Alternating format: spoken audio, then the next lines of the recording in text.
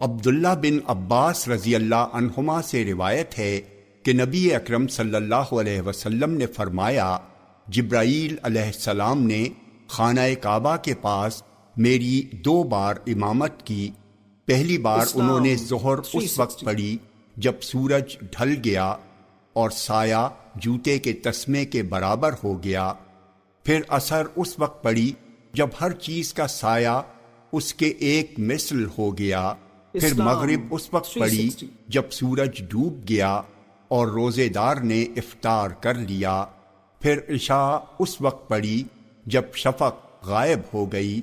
پھر نماز فجر اس وقت پڑھی جب فجر روشن ہو گئی اور روزے دار پر کھانا پینا حرام ہو گیا۔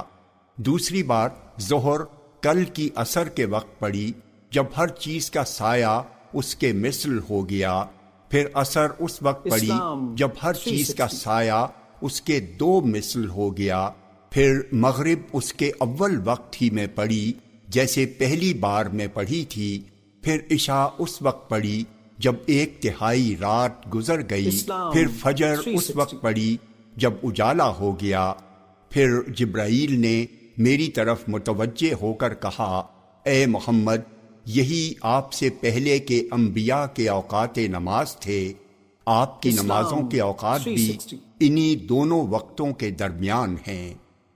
جامع ترمذی حدیث نمبر 149